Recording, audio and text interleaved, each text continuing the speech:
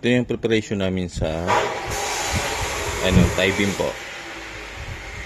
Yan. Ito yung sa area ng sa likod.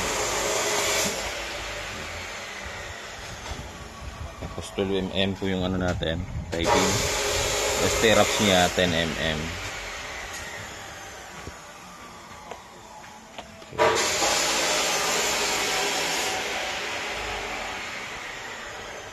Dito may partial na tayong buo sa gilid.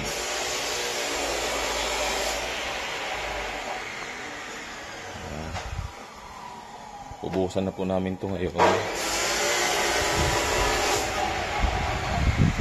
Ito yung sa side.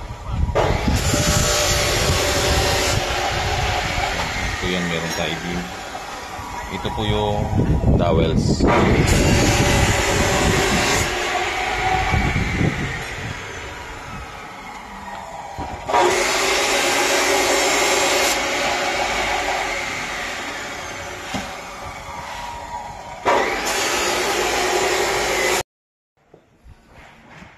Yan, ito ma'am. Dito sa likod to na part. Yan, may asintada na tayo. So, apat na patong na po ang asintada yan. Yan. Yan. Nauna kasi isang buhusan kanina yung tie beam.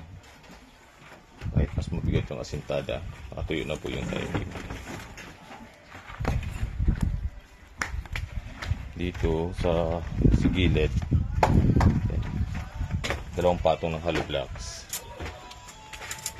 Ayan. Hanggang dito sa yan sa front. Dito sa front yan, kaninang umaga nabuhusan na rin to. Bali 3 poste. Yan, ito wala pang asintada. Kasi bagong buhos yung tie beam. So ito ngayon, ito po yung natapos buong araw. Thank you po.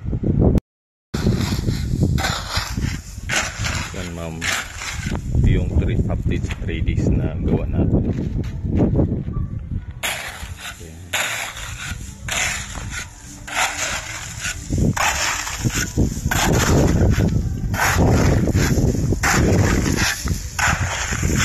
Ginawa nating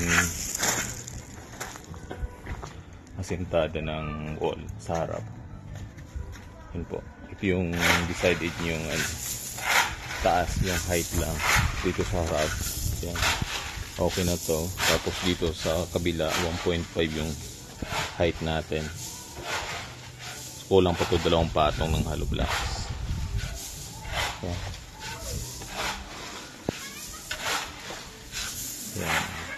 Tapos ito yung service gate natin.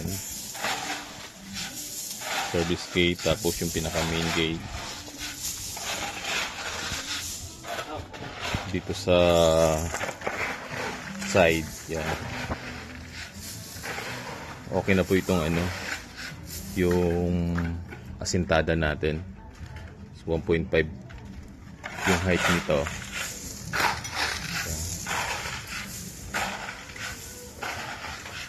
Tapos dito sa likod, yan. Ito yung in-extend natin dito yung wall dahil di ba meron tayong roofing. So ito na yun. Mula dito sa kanto, sa pinakakanto ng sa back. Yan. Hindi na namin dito sa kabila. Tapos yan, extended na rin yung rebars namin sa column sa kabila na simple pa namin.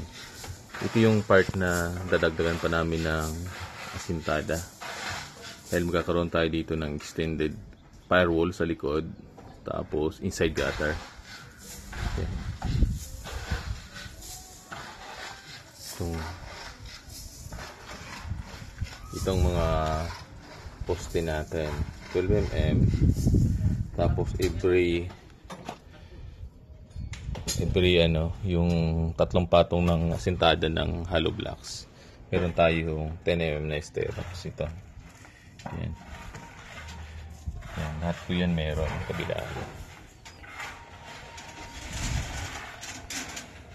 So ito yung 3 days namin gawa. So yan.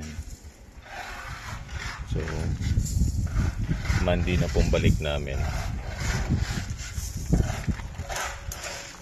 So ito po. Yan sa likod. Okay. Thank you po.